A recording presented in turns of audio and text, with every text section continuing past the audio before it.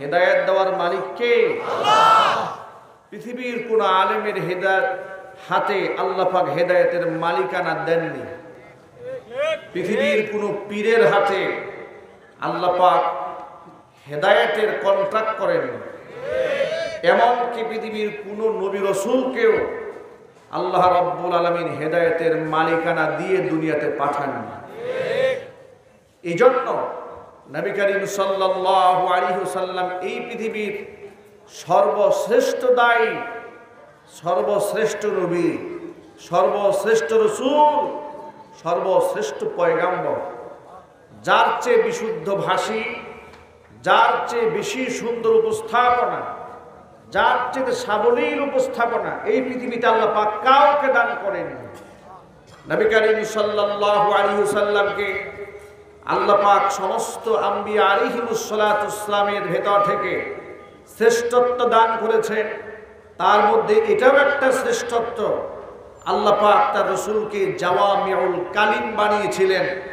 অল্প শব্দে অনেক কথা বুঝাবার ক্ষমতা আল্লাহ পাক তার রাসূলকে দান করেছিলেন।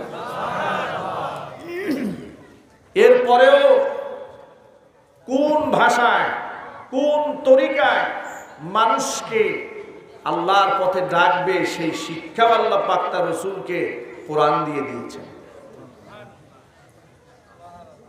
কোরআন মাজিদে আল্লাহ রাব্বুল আলামিন বলছেন, উদউ ইলা সাবিলি রাব্বিকা বিল হিকমাতি ওয়াল মাউইযাতিল হাসানা ওয়াজাদিলহুম বিল্লাতী হিয়া আহসান ইন্না রাব্বাকা হুয়া আ'লামু বিল মুহতাদিন। আল্লাহু আকবার। আরবিজি উদউ ইলা সাবিলি রাব্বিকা, আপনার রবের দিকে আপনি মানুষদেরকে ডাকুন। কিভাবে ডাকবেন? বিল হিকমাতি ওয়াল মাউইযাতিল হাসানা, কৌশল অবলম্বন করে আমার দিকে আহ্বান করবেন। সুন্দর সুন্দর ঘটনা শোনাবেন, সুন্দর সুন্দর নসিহা শোনাবেন, যাতে করে তাদের হৃদয় মানসপটে হেদায়েতের নূর পয়দা হয়ে যায়। আমার দ্বীনের প্রতি যেন ঘৃণা সৃষ্টি না হয়, কারণ এই মানুষগুলাকে আমি আল্লাহ বড় মহব্বত করে সৃষ্টি করেছি। মানুষগুলাকে আমি হেদায়েতের দিশা দিতে চাই। লাস্তা আলাইহিম বিমুসাইতির, জবরদস্তি করে কোন বিধানকে মানুষের উপর চাপিয়ে দেওয়ার জন্য আপনাকে পাঠায়নি। তাহলে কি বানিয়ে পাঠিয়েছে আপনাকে শুনেন, ইন্না আরসালনাকা শাহিদান ওয়া মুবাশশিরান ওয়া নাযীরা ওয়া দাঈয়ান ইলাল্লাহি বিইذনিহি ওয়া সিরাজাম মুনীরা। ইন্না আরসালনাকা শাহিদান, আমি আপনাকে সাক্ষী স্বরূপ পাঠিয়ে দিয়েছি। ওয়া মুবাশশিরান, আপনি সুসংবাদদাতা। ওয়া নাযীরা, আপনি মানুষকে সতর্ক করবেন। ওয়া দাঈয়ান ইলাল্লাহ, আমি আল্লাহর পথের দায়ী, আমার দিকে মানুষদেরকে আপনি আহ্বান করবেন। ওয়া দাঈয়ান ইলাল্লাহি বিইذনিহি ওয়া সিরাজান মুনীরা, আমি আপনাকে আলোকবর্তিকা বানিয়েছি, আমি আপনাকে আলোকিত প্রদীপ বানিয়েছি। আপনার সান্নিধ্যে যত মানুষ আসবে অন্ধকারে থাকবে না, আলোর ছোঁয়ায় দুনিয়া আখিরাত আলোকিত হয়ে যাবে।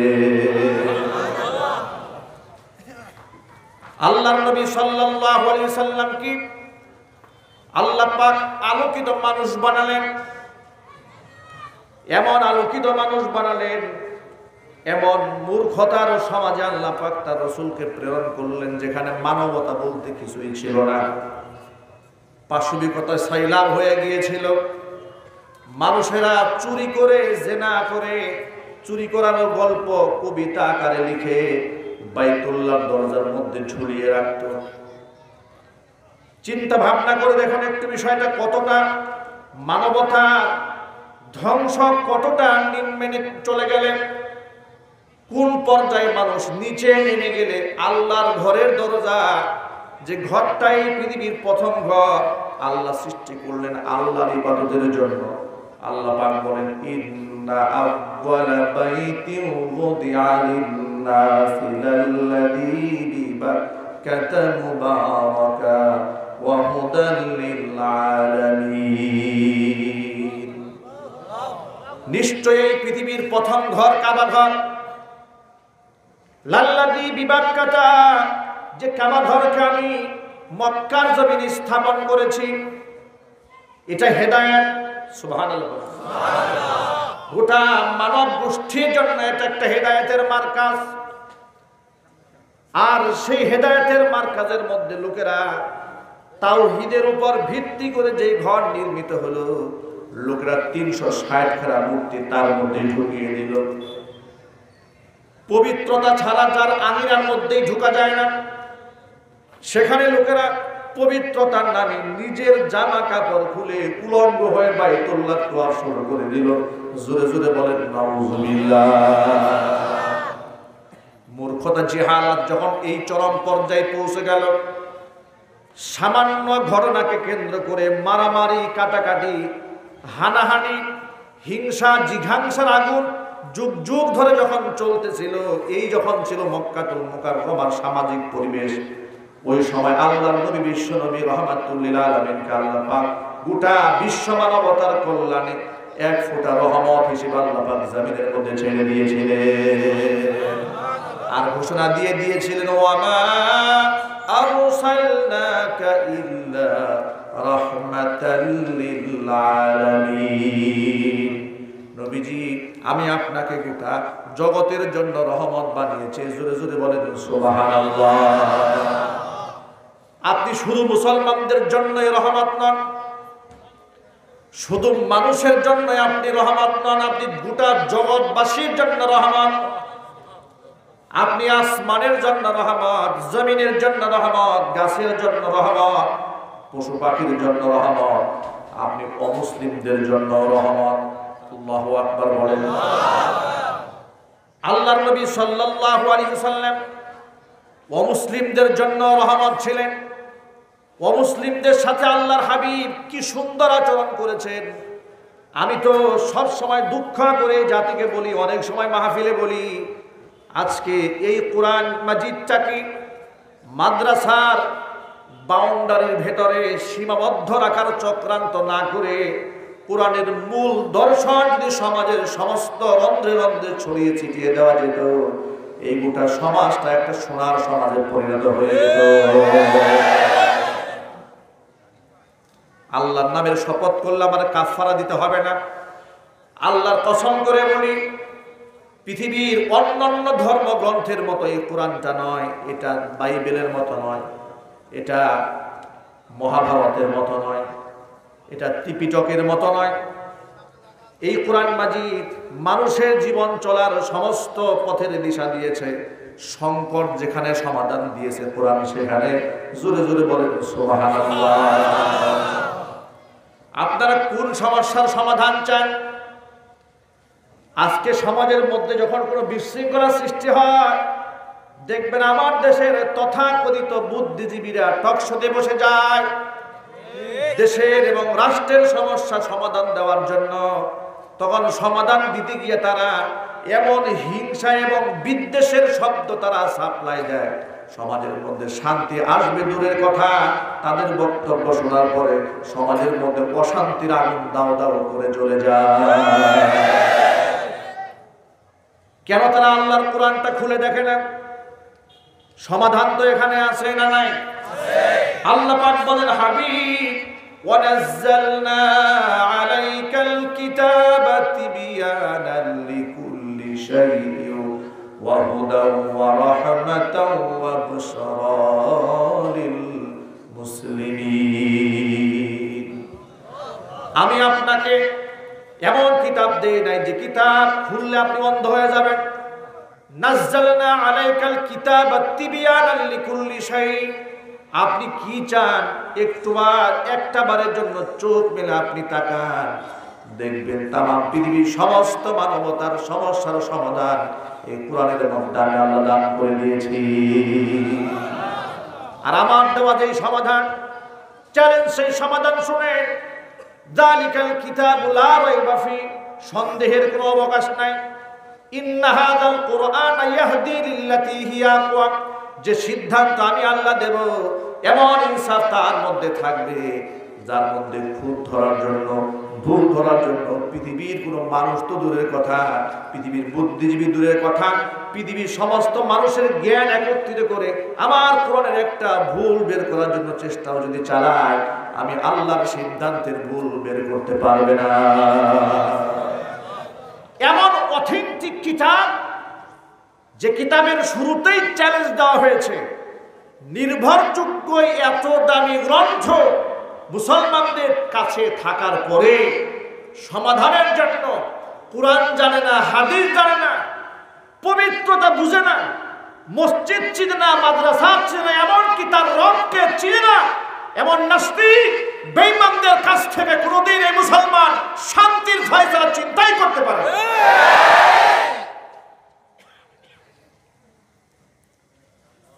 প্রিয় যুবক ভাইয়েরা আমার, ঠান্ডা মাথায় একটু চিন্তা করে দেখেন, বর্তমান সমাজের দিকে একটু তাকান। লোকেরা তো আমাদের কথা নিতে চায় না। কিছু কিছু মানুষ আছে বলে, হুজুর ওয়াজ করেন ভালো কথা, আসমানের উপর আর জমিনের নিচে। এমন লোক পাবনায় নাই, কথা বলতে হবে, পাবনায় নাই। আচ্ছা, এই কথা যদি কোনো মুসলমান বলে, ওই অরিমান থাকবে? এভাবে জবাব দিলেন, এই কথা যদি কোনো মুসলমান বলে তার ঈমান থাকবে? আল্লাহ কি কোরআন নাজিল করলেন মাটির নিচে সমাধান দেওয়ার জন্য, আর আসমানের উপরে সমাধান দেওয়ার জন্য? এর মানে নো চিন্তা ডু ফুর্তি, হুজুররা কোরআন দিয়ে আমাদের কিচ্ছু বলবে না। চুরি, ডাকাতি, জেনা, বদমাশি, খুনখারাপি, রাজনীতি, হত্যা, খুন, গুম, ত্রাস সব করব, আর আলেমরা মুখ বুজে সহ্য করবে। আল্লাহর কসম, এই পৃথিবীতে কোরআন নাজিল হয়েছে সমাজের অশান্তি দূর করে শান্তি প্রতিষ্ঠার জন্য। একজনের কণ্ঠকে স্তব্ধ করে দিলে হাজারো কণ্ঠ করে উচ্চাই ধরার জন্য আল্লাহ সৃষ্টি করে দেবে।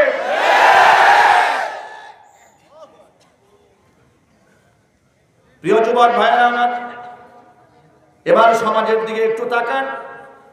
সমাজের মধ্যে কেমন নৈরাজ্য শুরু হলো? কোরআনের অবমাননা আছে না নাই? আছে, যদি বলতে হবে। মূর্তির পায়ে কোরআন কে রেখেছে? কে রেখেছে? কোন মুসলমান রাখতে পারবে? আমি আপনাকে চ্যালেঞ্জ করে বলছি, একজন মুসলমান বেনামাজি রাতের আধারে ওকে 50,000 টাকা দিবেন, বলবেন বেটা তোরে 50,000 টাকা দিলাম, তোর বিক্রি করে খাইতে হবে না, তুই কোরআন শরীফটা এরপর পাড়া দিয়ে দাঁড়িয়ে থাকবি। ভিক্ষুক বলবে রিক্সা চালানো দূরের কথা, প্রয়োজনে মৃত্যুবন্ধ ভিক্ষা করে খাবো, আল্লাহর কোরআনে পারা না। ঠিক কি না? আমার কথা বিশ্বাস না হলে একটু টেস্ট করে দেখেন। বাস্তবতাকে অস্বীকার করা যাবে না। আমার কথা বিশ্বাস না হলে টেস্ট করেই দেখুন। তাহলে এখন প্রশ্ন হতে পারে, তাহলে এগুলো কারা করে? গরম মাথায় অভিযোগ শুধু আলেমদের দিকে ঠেলে দিলে হবে না। মূল সমস্যা কোথায় সমাধান যদি খুঁজে না বের করেন, তাহলে এই অশান্তির আগুন কোনোদিন নিভবে না। আমি কোরআন হাতে নিয়ে চ্যালেঞ্জ করে বলতে চাই, মূর্তির পায়ে কোরআন যেই রাখুক না কেন, যে ধর্মের রাখুক, যে দর্শনে রাখুক না কেন, যেই রেখেছে তার দৃষ্টান্তমূলক শাস্তি এদেশের মানুষ দেখতে চায়। আপনারা দেখতে চান না? কারা কারা দেখতে চান?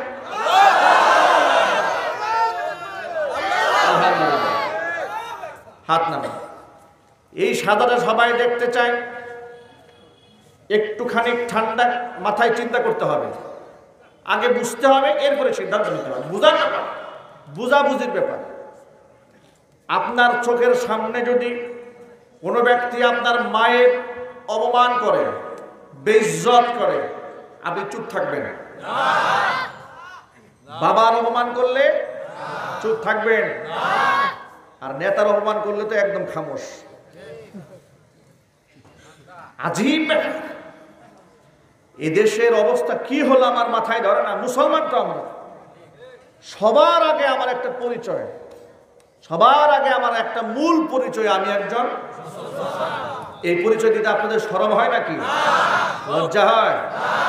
মনে করেন এখানে সব দলের লোকেরা আছেন, আওয়ামী লীগ, বিএনপি, জাতীয় পার্টি, জামাত ইসলাম, চরমনাই, রাজনৈতিক অসংখ্য দল আছে, ইসলামী আন্দোলন সহ। আপনারা বলেন সবচেয়ে বড় পরিচয় আমাদের একটা, সেটা কি? মুসলমান আগে নাকি আমার রাজনৈতিক পরিচয় আগে? মুসলমান আগে। কার কার হাত দেখতে চায়? এই কথাটা কি সবার মনে থাকবে? আরো জোরে বলতে হবে। ইসলাম আগে না পরে? ইসলাম উপরে না নিচে? সবার আগে কি? সবার আগে কি? সবার আগে আমার পরিচয় কি? আমি একজন মুসলিম। এটা আমার গৌরবের পরিচয়। এর চেয়ে বড় পরিচয় কি হতে পারে? আমি একজন মুসলমান। আলহামদুলিল্লাহ বলেন। আল্লাহ যেন কবুল করেন। প্রিয় ভাইয়েরা আমার, যে কথা আমি বলতে চেয়েছিলাম, তাহলে আপনার মা, আপনার বাবা, আপনার নেতা যে কারো বিরুদ্ধে বললে সংগ্রামের চিন্তা আসে, প্রতিশোধ নেওয়ার ধান্দা জন্ম নেয়। একজন মুসলমানের কাছে কোরআনের চেয়ে মূল্যবান আর কিছুই নাই। অতএব যদি মূর্তির পায়ে কোরআন রাখা হয়, মুসলমানের কলিজা স্থির থাকবে না। প্রতিবাদের ভাষা উঠতেই পারে, ঠিক কিনা? তবে সন্ত্রাস কর্মকাণ্ড এটা মুসলমান বিশ্বাস করতে পারে না। শান্তিপ্রিয় মুসলমান অবশ্যই তার প্রতিবাদ জানাবে। এটা আমার রাষ্ট্রীয় অধিকার, এটা আমার ধর্মীয় অধিকার, এটা আমার গণতান্ত্রিক অধিকার। এই অধিকারের মধ্যে যেই ব্যক্তি হস্তক্ষেপ করবে, আল্লাহর কসম, ওই ব্যক্তি রাষ্ট্রের 1 নম্বরের দুশমন। ও মুসলমান ভাইয়েরা আমার, এবার দ্বিতীয় পর্যায়ে আসেন। কিন্তু এই ঘটনাকে কেন্দ্র করে ইসলাম আমাকে শিখায় দেয় নাই যে তোমার কোরআন শরীফকে বেইজ্জত করা হয়েছে, এবার তুমি ওদের মন্দিরে গিয়ে হামলা করো, ওদের বাড়িঘর আগুন দিয়ে পুড়ায় দাও। এই শিক্ষা কি ইসলাম দিয়েছে? ওদের মন্দির ভেঙে দাও শিক্ষা দিয়েছে? আমি তো বলি আমার 1000 কোরআন শরীফ ওরা আগুন দিয়া পুড়ায় দিলেও আমার ধর্ম শিখাই দিয়েছে ওদের একটা মূর্তির গায়ে আমি টাচ করব না। কারণ আমরা প্রতিশোধ পরায়ণ হয়ে, ওরা যে অন্যায় করবে, অপরাধ করতেই পারে, তার কারণ ওদের ধর্ম ওদেরকে আদর্শ শিখাতে পারে নাই, আমার ধর্ম আমাকে আদর্শ শিখিয়েছে। ওদের ধর্ম ওদেরকে আদর্শ শিখাতে পারে নাই বলে ওরা মসজিদ ভেঙে মন্দির বানাতে পারে। কথা বলতে হবে মুসলমান। ওরা আমাদেরকে শান্তির বাণী শোনায়। এদেশের নাস্তিক বুদ্ধিজীবীরা আমাদেরকে ব্রড মাইন্ড হতে বলে, আমাদেরকে উদার হতে বলে, আমাদেরকে অসাম্প্রদায়িক চেতনা শেখায়। তাদেরকে বলবো, অসাম্প্রদায়িক চেতনা মুসলমানদের কাছে তোমাদের শিখতে হবে। কারণ তোমরা মূর্তির গায়ে হামলা হলে তোমাদের চেতনা জাগ্রত হইয়া টেলিভিশনের টক শো করে, টেলিভিশনের স্ক্রিন গরম করে ফেলো, রাজপথে তোমরা মিছিল করো, মিটিং করো, তোমরা বিরাট বড় অসাম্প্রদায়িক চেতনার দাবিদার হয়ে যাও। কিন্তু ভারতের এই মুহূর্তে ত্রিপুরাতে মসজিদগুলাকে আগুন দিয়ে পুড়িয়ে দেওয়া হচ্ছে, কোরআনগুলাকে আগুন দিয়ে পুড়িয়ে দেওয়া হচ্ছে, মুসলমানগুলাকে জবেহ করা হচ্ছে। আমার বাংলাদেশের তথাকথিত সুশীল সমাজের মুখের মধ্যে কুলুপ দিয়ে ওরা বসে আছে। আমি বলতে চাই, তোমাদের সময় এসেছে মুসলমানদের এই সমস্ত তথাকথিত বুদ্ধিজীবীদের মুখ থেকে টয়লেট টিস্যু বের করে কালিমার স্লোগান এদের জবান থেকে উঠাতে হবে, চিল্লায় বলতে হবে।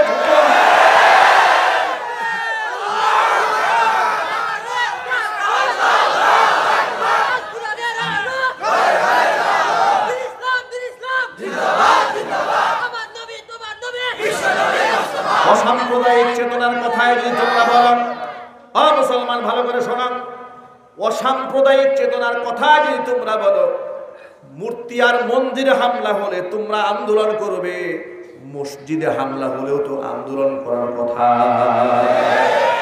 ঠিক কিনা? ঠিক কিনা? ঢাকা বিশ্ববিদ্যালয় চত্বরে, ঢাকা বিশ্ববিদ্যালয়ের তথাকথিত সোনার ছেলেরা, সেখানে তারা অসাম্প্রদায়িক চেতনা মিছিল করতে গিয়ে, সাম্প্রদায়িকতা দূর করার মিটিং করতে গিয়ে তারা সেখানে ইসলামের পবিত্র হজের তালবিয়াটাকে ব্যঙ্গ করেছে। আপনারা দেখেন নাই? আপনারা শুনেন নাই? কত সুন্দর তালবিয়া! যে তালবিয়া হাজী সাহেব যখন পাঠ করে আল্লাহ পাক তার সম্মান আকাশ চুম্বি বাড়িয়ে দেয়। আপনি জানেন না, মুসলমান যখন তালবিয়া পড়ে ওই মুসলমানের কণ্ঠে কণ্ঠ মিলাইয়া ফেরেশতারাও তার সাথে তালবিয়া পাঠ করে। এমনকি আসমান জমিনের ফেরেশতারা তালবিয়া শুধু পড়ে তা নয়, পশু পাখি যারা আছে তারাও জবান বন্ধ রাখে না, মুসলমানদের কণ্ঠে কণ্ঠ মিলাইয়া তারাও তালবিয়ার মধ্যে রত হয়ে যায়। লাব্বাইক আল্লাহুম্মা লাব্বাইক, লাব্বাইকা লা শারীকা লাকা লাব্বাইক, ইন্নাল হামদা ওয়ান নি'মাতা লাকা ওয়াল মুলক লা শারীকা লাক। কি সুন্দর তালবিয়া, কলিজা ঠান্ডা হয়ে যায়। ইহরাম পরে মুসলমান যখন এই তালবিয়া পাঠ করতে করতে বাইতুল্লাহ হাজিরা দেয়, তার যে অনুভূতি এটাই বেঈমান কোনোদিন বুঝবে না। ঢাকা বিশ্ববিদ্যালয়ের চত্বরে ওরা সেখানে নারী পুরুষ একত্রিত হয়ে গান বাজনা বাজিয়ে, ঢোল তবলা নারেঙ্গি আর সারেঙ্গি বাজিয়ে ওরা এই তালবিয়া পাঠ করেছে। ওরা এই তালবিয়া পাঠ করে মুসলমানদের ধর্মীয় অনুভূতিতে আঘাত এনেছে। ওরা আমাদেরকে আঘাত দিবে, আমরা প্রতিবাদ করলে উস্কানি হয়ে যায়, কিন্তু যারা অন্যায় করে এরা উস্কানি দেয় না। এ কি আজীব ব্যাপার! যারা অন্যায় করে, যারা এই কাজটা করেছে, তালবিয়া একটা পবিত্র তালবিয়াকে, ইসলামের এত বড় গুরুত্বপূর্ণ একটা তালবিয়াকে বাদ্যযন্ত্র বাজিয়ে যারা বেইজ্জত করেছে, তাদের বিচার হওয়ার দরকার আছে না? মুসলমান বিচার হওয়া দরকার আছে না? নাই। সব জায়গায় রাজনীতি খুঁজবেন না।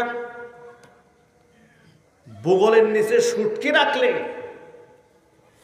যদি পারফিউম দিয়ে সারা শরীর ভিজাও ফেলে, এরপর সুটকির গন্ধ নাক থেকে যাবে। বগল থেকে সুটকি সরাইতে হবে।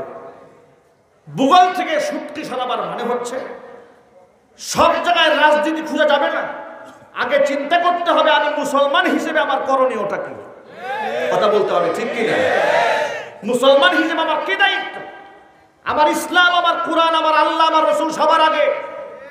আমার কোরআন, আমার ইসলাম, আমার মুসলমান, আমার দ্বীনের স্বার্থকে জলাঞ্জলি দিয়ে কিসের রাজনীতি, কিসের সমাজনীতি? লাথি মারি ওই রাজনীতির মধ্যে চিন্তা করতে হবে।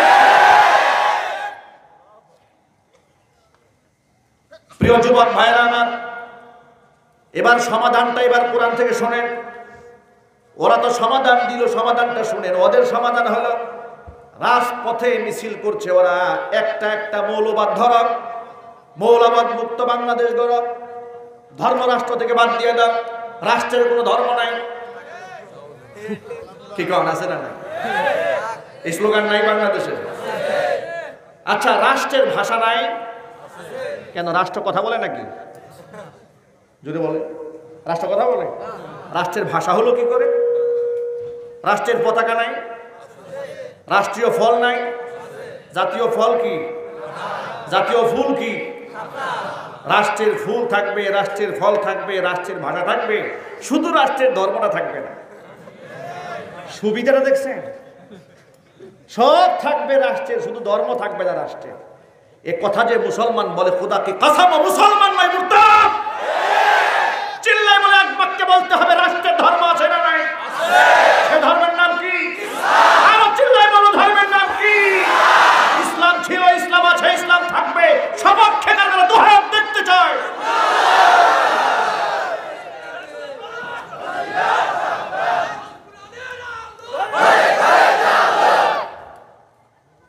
যুবক ভাইরা, আমি আবার আপনাদেরকে অভয় দিয়া বলি, আমরা সব মুসলমান যদি অন্তরের ভিতর থেকে হিংসা বিদ্বেষ দূর করে হাতে হাতে হাত রাখতে পারি, কাঁধে কাঁধ মিলাতে পারি, কোন বাতিলের সাহস নাই আমার ধর্মের বিরুদ্ধে উচ্চারণা করে। এই সাহসটা আমার আপনার মতো কিছু মুনাফিকদের কারণেই পায়, ঠিক কি না? বেঈমান ইসলামের বিরুদ্ধে কথা আগে বলে নাই, আগে বলেছে মুনাফিক, ঠিক কি না? আমি কারো নাম বলতে চাই না, নাম বলতে চাই না যে সূচনা করলো কে। ওই যিনি সূচনা করেছেন তার বক্তব্য আমি শুনেছি। তার বক্তব্য শুনে আমার মনে হয়েছে তিনি এই মাত্র কিছু খেয়ে আসছেন। আমি কিছু বলতে চাই না, এটা আমার অনুভূতি, আমার মনে হয়েছে। আপনারা কি মনে করেন? মনে হয় নাই যে কিছু সেবন করে আসছেন উনি? তা না হলে এত উদ্ভট কথাবার্তা, এত বাজে কথাবার্তা, এত হিংসাত্মক বক্তব্য মানুষ দেয় কি করে? মুসলমানের ঘরে জন্ম হয়ে যদি ইসলামটাকেই বরদাস্ত করতে না পারো, তাহলে কেমন মুসলমান তোমাকে জন্ম দিয়েছে? মুসলমানদের কাছে জবাব দিতে হবে।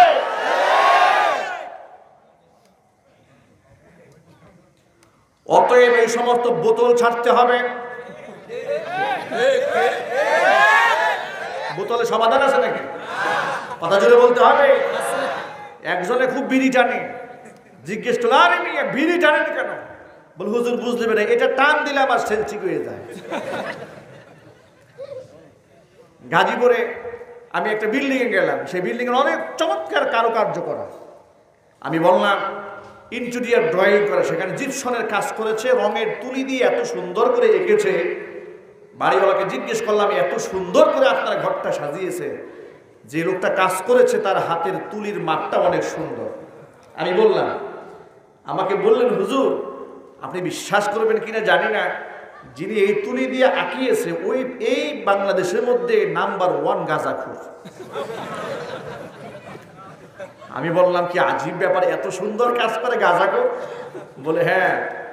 ওকে যখন কাজ কন্ট্রাক্ট দিলাম, সে আমাকে বলে যে আপনি কিছু মনে না করলে মালিককে সাথে কন্ট্রাক্ট করে যে আমি কাজ করার আগে আমি গাঁজা সেবন করে কাজ করি, এবং গাঁজা খাওয়ার পরে মাথা ঠান্ডা হয়ে যায়, এবং ওই রুমের মধ্যে কেউ থাকতে পারবে না, আমি একা একা থাকবো আর কাজ করবো। তখন মালিক বললো যে আমার কাজ দরকার, তুই গাঁজা খাবি না পায়খানা খাবি তোর ব্যাপার। তো বিড়ি খাইলে গাঁজা খাইলে অনেকের মাথা ঠান্ডা হয়, কিন্তু এগুলা দিয়ে সমাধান হয় না। অতএব যদি সমাজের যে অস্থিতিশীল পরিবেশ সৃষ্টি হয়েছে, কোরআন সুন্নাহ থেকে সঠিক বক্তব্য সমাজে প্রচার করেন, সমাজ শান্ত হয়ে যাবে। আল্লাহু আকবার বলেন, আল্লাহু আকবার বলেন। এবার শুনেন, আল্লাহ সমাধান দিয়েছে। দেখেন সমস্যা সৃষ্টি হলো এখন, আর আমরা কোরআন শরীফে এই ফয়সালা পেয়েছি ১,৫০০ বছর আগে। সুবহানাল্লাহ বলবেন না? দেখেন আল্লাহ পাক কি বলছেন। আল্লাহ রাব্বুল আলামিন কোরআন মাজিদের মধ্যে বলেন, ওয়ালা তাসুব্বুল্লাযীনা ইয়াদউনা মিন দুনিল্লাহি ফায়াসুব্বুল্লাহা আদওয়ান বিগাইরি ইলম। আমি আল্লাহকে বাদ দিয়া ওরা যাদের পূজা করে, যাদেরকে ওরা ডাকি, তাদেরকে তোমরা ভুলেও গালমন্দ করবা না। ওদের দেবদেবীকে কখনোই গালি দিবা না। তাহলে কি হবে শোনো, ফায়াসুব্বুল্লাহা আদওয়ান বিগাইরি ইলমিন, অজ্ঞতা সারে জেদের বশবর্তী হয়ে, হিংসা এবং দুশ্মনী বশবর্তী হয়ে ওরা তোমার আল্লাহকে গালি দিয়া বসবে। তোমরা গালমন্দ করো না। তাহলে যে ধর্ম আমার অন্য ধর্মের মূর্তিগুলাকে গালি দিতেই নিষেধ করেছেন, সেখানে ভাঙচুর করা, অগ্নি সংযোগ করা, এটা কোনোদিন ধর্মীয় মূল্যবোধ হতে পারে না। কোন আলেম জড়িত হবে দূরের কথা, প্রকৃত কোন মুসলমান এমন কাজ করতে পারে না। জোরে বলেন ঠিক কিনা? সুতরাং আমরা বলতে চাই, আল্লাহর কোরআনের এই আয়াত, এটা যদি প্রচার করা হয়, বুদ্ধিজীবীদের ওই হিংসাত্মক বাণী টেলিভিশনে প্রচার বন্ধ করে দিয়া আল্লাহর কোরআনের আয়াত বেশি বেশি প্রচার করা দরকার। অযুবক ভাইরা আমার, এবার তো আপনি কোরআন শরীফের আয়াতটা শুনলেন, এবার আমার নবীজির হাদিস শুনেন। বিশ্বনবী, রহমতের নবী, মায়ার নবী, এই পৃথিবীর মধ্যে অসাম্প্রদায়িক চেতনা এমন আদর্শ তিনি দেখিয়েছেন, পৃথিবীর মধ্যে কোনো মানুষ এমন আদর্শ দেখাতে পারবে না। আল্লাহর নবী সাল্লাল্লাহু আলাইহি সাল্লাম বলেন, হাদিসটা বুখারীতে এসেছে, মান কাতালা মুআহাদান লাম ইয়ারাহ রাইহাতাল জান্নাতি ইয়াউমাল কিয়ামাহ ওয়া ইন্না রিহাহা লাতুজাদু মিন মাসিরাতি 40 আমা। আও কামা ক্বালা আলাইহিস সালাতু ওয়াস সালাম। বিশ্বনবী সাল্লাল্লাহু আলাইহি সাল্লাম বলেন, মুসলমানদের দেশে বসবাসকারী নিরাপত্তা নিয়ে বসবাসকারী কোনো অমুসলমান কেউ কোনো মুসলমান যদি হত্যা করে, তাহলে কিয়ামতে ওই মুসলমান জান্নাতে যাবে দূরের কথা, জান্নাতের ঘ্রাণ পর্যন্ত নাকের মধ্যে পাবে না।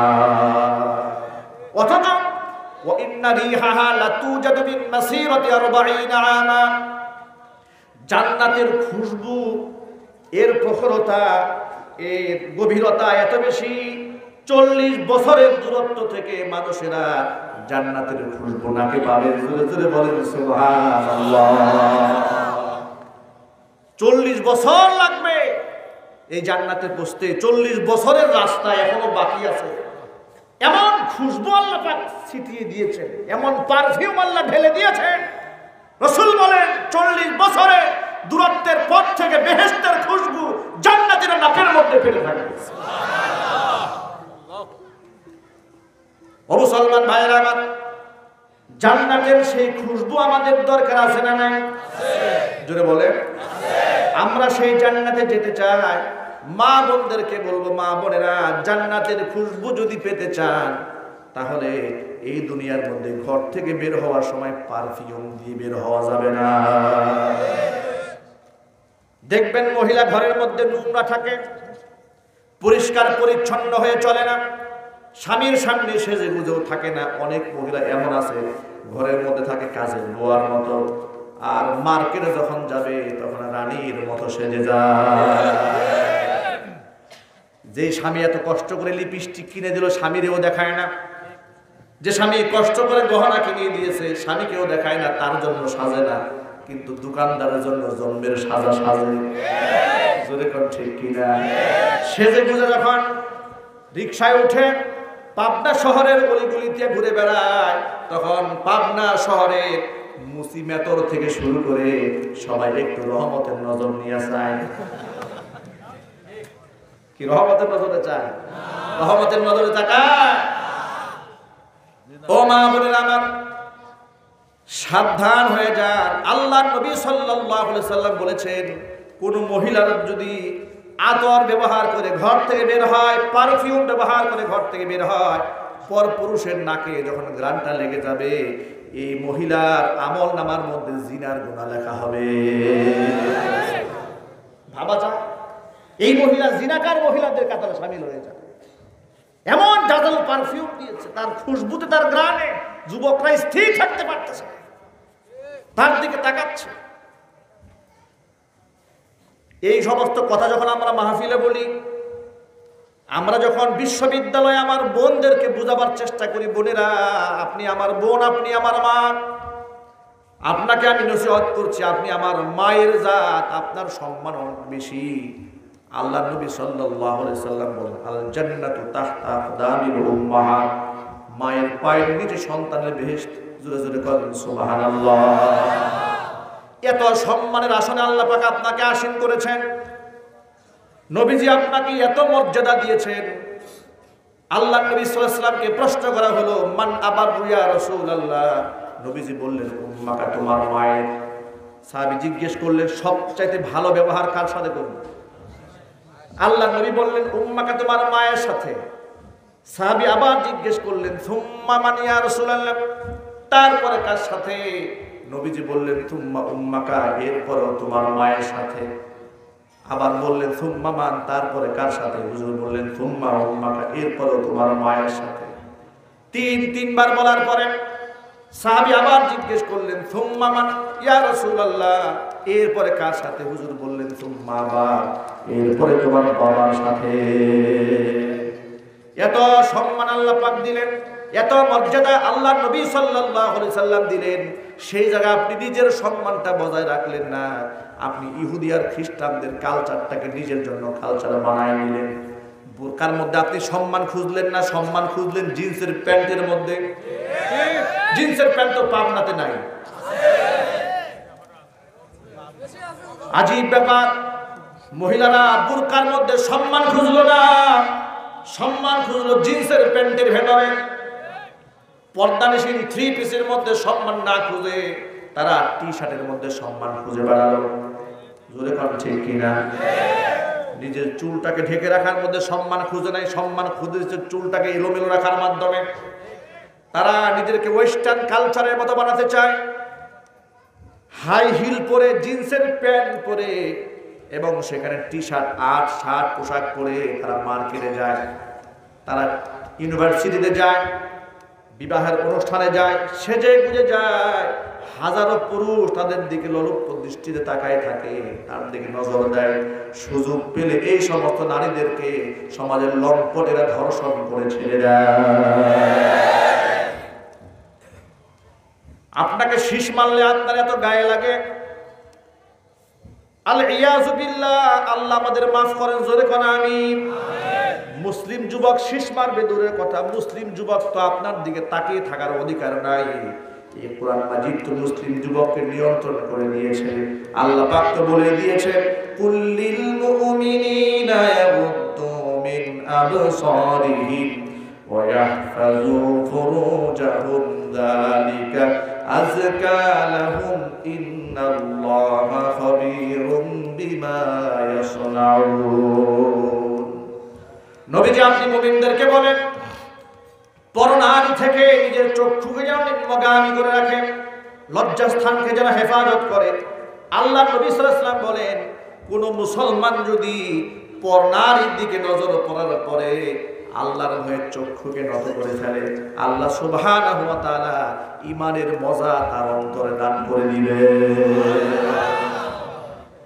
ও যুবক ভাইরা আমার, আমি যেটা বোঝাতে চেয়েছিলাম, যুবক তো আপনার দিকে তাকাবে না, ও মা ও বোন আপনার দিকে তো যুবক তাকাবে না, কিন্তু আপনি এমন দৃষ্টি আপনার দিকে পুরুষ এই আকর্ষণ সৃষ্টি করার জন্য আপনি যে নোংরা পোশাক পরে রাস্তায় বের হয়েছেন, আপনি কি জানেন না খোলা খাবারের মধ্যে ময়লা মাছি পড়ে? যদি বলেন ঠিক কি না?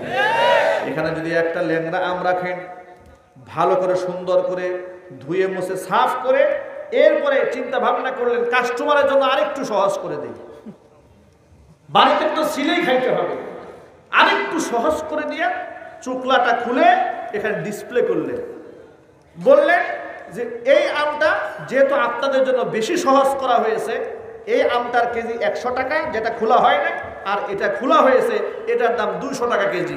কি বলেন? লোকেরা খুশি হইয়া সিরিয়াল ধরে ওই আমটা নিয়ে নেবে নাকি? লোকেরা বলবে যে আমটা শিলা হয় নাই, 100 টাকা দিয়ে ওই আম নেব, কিন্তু এই আমটা মাগনাও নেব না। কথা বলতে হবে ঠিক কিনা? ওই আমটা মাগনাও নেব না, ফ্রিতেও নেব না। তার কারণটা কি? তার কারণ হলো এর মধ্যে নোংরা মশা মাছি যা আছে সব পড়েছে, সরাসরি টয়লেট থেকে আগত ময়লা নোংরা মাছিগুলো সবার আগে পড়েছে। দেখবেন খোলা আমের মধ্যে বড় বড় মাছি পড়ে, ভাতের মধ্যে পড়ে ছোট মাছি, আর খোলা ফলের মধ্যে পড়ে বড় মাছি। বড় মাছি সরাসরি টয়লেট থেকে আগত। এর মানে হচ্ছে কোনো মা কোনো বোন যদি নিজেকে খুব আকর্ষণীয় ভাবে ফুটিয়ে তুলে রাস্তায় বের হয়, তখন তার দিকে সমাজের নোংরা মানুষের দৃষ্টি তার দিকে পড়ে। যদি বলেন ঠিক কিনা? এই কথার মধ্যে বাস্তবতা আছে না নাই? আমরা যখন এ কথা বলি, এদেশের তথাকথিত নারী সমাজ বলে এই হুজুররা ওয়াজ মাহফিলে নারী বিদ্বেষ ছড়ায়, বলে কিনা? আচ্ছা, এটা কি নারী বিদ্বেষ ছড়ানো, নাকি নারীদের বেশ ধরে যারা আমার পবিত্র মায়েদের সম্মানকে নষ্ট করে ওই সমস্ত তথাকথিত নিকৃষ্ট মহিলাদের চরিত্র উন্মোচন করা? কথা বলছি। মা বোনদেরকে যেটা বলতে চেয়েছিলাম, আমি মা বোনেরা এই কাজ ভুলেও করবেন না। তখন তারা যুক্তি দিয়ে কি বলে শোনে, আমি কি স্বাধীন মতো একটা সুন্দর জামাও পরতে পারবো না? কি এই যুক্তি আছে না নাই? কথা বলতে হবে, আছে না নাই? এই ব্যাপারে কিন্তু টক শো হয়েছে, এদেশের একজন নাটকের বড় এক অভিনেতা, নাম বলবো না, তিনি মেয়েদেরকে বলছেন, হাতা কাটা মেগি হাতা জামা ধরে বলছেন, এটা তোমার পছন্দের জামা, তুমি কি পছন্দের জামাও পরতে পারবে না? মেয়ে বলছে অবশ্যই পরতে পারি।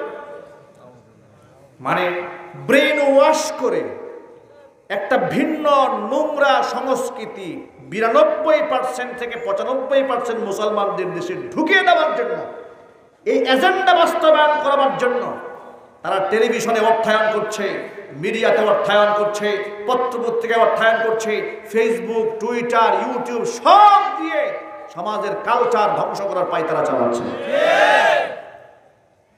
আমি শুধু আপনাদেরকে বলবো, মায়েরা বোনেরা, সব জায়গায় স্বাধীনতা চলে না। আর পৃথিবীর কোনো মানুষ পূর্ণাঙ্গ স্বাধীন দুনিয়ার কেউ বলতে পারবে না। স্বাধীন তো মানুষ হতেই পারে না। স্বাধীন বলতে উচ্ছৃঙ্খল কাজের নাম কি স্বাধীনতা? রাস্তায় চলার সময় দেখবেন দুই ধারে রাস্তা, একটা আছে রং সাইড আর একটা আছে রাইট সাইড। এখন কেউ যদি রং সাইডে গাড়ি ঢুকায় আর যদি বলে ৭১ দেশ স্বাধীন হয়েছে বাপদাদার রক্ত দিয়া, যেদিকে খুশি সেই দিকে গাড়ি চালাবে, কি বলেন? মায়ের কি একটা বাড়িতে পড়বে? চিল্লায় বলে এটার নাম কি স্বাধীনতা না বিশৃঙ্খলা? ওই জায়গায় আবার স্বাধীনতা খুঁজে না। সব জায়গার স্বাধীনতার নাম স্বাধীনতা নয়, উলঙ্গ চলার নাম স্বাধীনতা নয়, এটার নাম বেহায়াপনা, বিশৃঙ্খলা, অসভ্যতা, বর্বরতা। আপনারা যারা যুক্তি দিয়া বলেন সমাজের মধ্যে তো আমাদের দিকে শুধুমাত্র কুনজরেই টাকা এরকম লোক আছে, এরকম না, ভালো মানুষও তো আছে, খারাপ মানুষরাও আছে। তখন তারা উল্টা ওয়াজ করে, বলে আমি যা মনে চাই তাই করব, তুমি তোমার চোখটাকে নিম্নগামী করে রাখো। নারায়ণগঞ্জে আপনার ব্যানার টানিয়ে রাজপথে মিছিল করে এক মহিলা বলেছিল, আমার গায়ে জামা থাকবে না না থাকবে এটা আমার ব্যক্তিগত ব্যাপার, তুমি তোমার চোখের হেফাজত করো। নাউজুবিল্লাহ। কি যুক্তি! এই যুক্তি তো এমনি আসে নাই, কত কলকি টানার পরে যে এমন জ্ঞান হয়েছে। কথা বলে ঠিক কিনা? কত বোতল খাইলে এত সুন্দর সুন্দর কথা বলতে পারবে। আমার গায়ে পোশাক থাকবে না না থাকবে এটা তোমার দেখা দরকার নেই, তুমি তোমার চোখকে নিয়ন্ত্রণ করো। এর মানে বিড়ালের সামনে সুটকি দিয়ে রাখবে আর বিড়ালে ওয়াজ শোনাবে। বিড়ালের সামনে সুটকি দিয়া মাদানী সাহেবকে দাওয়াত দিয়েছিলেন গাজীপুর থেকে, যে হুজুর বিড়ালকে এমন ওয়াজ শোনাবেন বিড়ালের 14 গোষ্ঠী যেন সুটকি না খায়, এবং বয়ানের মধ্যে বলে দিবেন সুটকি খাইলে 100টা দুর্রা মারা হবে। বিড়ালের সামনে সুটকি দিয়া আমি যদি 3 ঘন্টা ওয়াজ করি আর যদি আইনটা বলে দেই যে এই সমাজের পাবনার সব বড় বড় নেতারা আইন করেছে বিড়াল সুটকি খাইলে 100 মারা হবে, বিড়াল মনে মনে বলবে আমি তো সুটকি খাবোই খাবো, আমার নাকের ডগার মধ্যে সুটকি দিয়া যে ব্যক্তি এমন আইন করেছে ওর পাছার মধ্যে 200 মারা দরকার। চিল্লায় বলে ঠিক কিনা মুসলমান? ইসলাম তো সাম্যের ধর্ম, ব্যালেন্স করে দিয়েছে। পুরুষকে বলেছে দৃষ্টিকে নত রাখো, লজ্জাস্থানকে হেফাজত করো, আবার অন্যদিকে মহিলাদেরকে বলে দিয়েছেন মহিলারা ওয়াকারনা ফি বুয়ুতিকুন্না ওয়ালা তাবাররাজনা তাবাররুজাল জাহিলিয়াতিল উলা। ও মহিলারা ঘরের মধ্যে থাকবা তোমরা। কোথায়? না মার্কেটে। কোথায়? ঘরের ভিতরে থাকবে। একান্ত প্রয়োজনে ঘর থেকে বের হওয়ার যদি প্রয়োজন হয় ওয়ালা তাবাররাজনা তাবাররুজাল জাহিলিয়াতিল উলা, তাহলে জাহিলি যুগের মেয়েদের মতো সাজুগুজু করে রাস্তায় বের হলো না। বিধান দিয়া দিলেন কে? আরো যদি বলে একদিক থেকে আল্লাহ পুরুষদেরকে ব্যালেন্স করলেন, অন্য দিক থেকে নারীদেরকে ব্যালেন্স করলেন। এইভাবে যদি আইন করে সমাজের নারীদেরকে নিয়ন্ত্রণ করা হতো, পুরুষদের নিয়ন্ত্রণ করা হতো, আল্লাহর কসমে সমাজের মধ্যে ধর্ষণ নামক এই ব্যাধি খুঁজে পাওয়া যেত না। এই সমাজ তো এত নোংরা হয়েছে, বাস্তবতা বোঝার চেষ্টা করেন, সমাজ এত নোংরা হয়েছে, এই সমাজের লম্পটেরা পাগল কেউ ছাড় দেয় না। কক্সবাজারের এক মহিলাকে পাগলি ধর্ষিতা হয়েছে, পাগলি গর্ভবতী হয়েছে, বাচ্চা প্রসব করেছে, কিন্তু পাগলির গর্ভে বাচ্চা কে দিয়েছে গার্জিয়ান খুঁজে পাওয়া যায় না। জোরে জোরে বলেন নাউজুবিল্লাহ। এটা কি আমরা মুসলমানদের জন্য লজ্জার কথা নয়? কথা বলে না, এটা কি একটা লজ্জার কথা নয়? একটা পাগলি পর্যন্ত যে দেশে লম্পটদের কাছে নিরাপদ নয়, সেই দেশের মানুষের কাছে আপনার সুন্দরী স্ত্রী, আপনার সুন্দরী যুবতী মেয়েটা নিরাপদ থাকবো, এটা বলেছেন কোন পাগলে? এজন্য আমি সকল ভাইদেরকে বলি, ভাইয়েরা আমার, সব দিক দৃষ্টি না ফিরিয়ে কোরআনের দিকে দৃষ্টি ফিরান। আল্লাহ যে বিধান দিয়েছেন, আমার কথা আপনি কেন মানবেন? আমি তো মানুষ, আমার তো ভুল হতে পারে। আমার আইনটা আপনি কেন ফলো করবেন? কারণ আমি আইন প্রণয়ন করার ক্ষমতা রাখি না। কারণ আইন প্রণয়ন মানুষ করতে গেলে তার মধ্যে ভুল হওয়ার সম্ভাবনা আছে না নাই?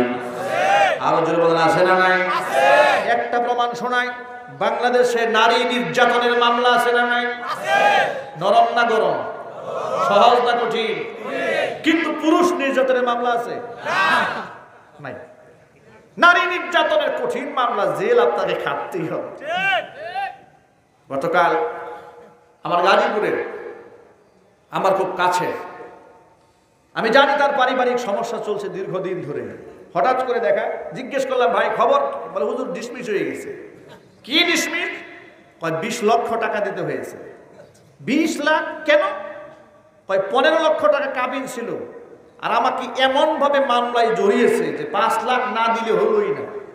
সর্বশেষ 20 লক্ষ টাকা দিয়ে আবার মীমাংসা করতে হয়েছে। নারী নির্যাতনের মামলা শেষ করে দিয়েছি, আমি মুক্তি পেয়েছি। আমি বললাম যে আপনি যে নির্যাতন হলেন, এই নির্যাতনের একটা মামলা দেন। হুজুর এই ব্যবস্থা এই দেশে নাই। এর মানে হচ্ছে, আমি এটা বুঝাতে চেয়েছি, মানুষ আবেগ আপ্লুত হয়ে মানুষ আইন প্রণয়ন করতে গিয়ে ব্যালেন্স হারিয়ে ফেলে। ইসলাম মানুষকে আইন প্রণয়নের ক্ষমতা দেয়নি। ইসলাম বলে দিয়েছে, আইন তো সব আমি বানিয়ে দিয়েছি, তোদের কাজ হচ্ছে শুধু বাস্তবায়ন করা। আল্লাহু আকবার বলে। সব আইন তো আল্লাহ করে দিয়েছেন। চুরি করলে কি হবে, ডাকাতি করলে কি হবে, জিনা করলে কি হবে, খুন করলে কি হবে, সব বিধান কোরআন হাদিসে আছে না নাই? আপনি আমার কথা মানার দরকার নাই, আপনি শুধু আল্লাহর কথাটাই মানেন। আমি সকল ভাইদেরকে, সব সেক্টরের লোকদেরকে বলবো, যারা দেশ চালান তাদেরকে বলবো আল্লাহর আয়াত মানেন। যারা দেশের জনগণ তাদেরকে বলবো আল্লাহর আয়াত মানেন। আমার কথা মানা দরকার নাই, আপনারা আল্লাহর কথা মানেন। আল্লাহর কথা যদি আমরা মানতে পারি, আল্লাহর কসম, আল্লাহ পাক এই সমাজের মধ্যে শান্তির ফয়সালা করে দিবে।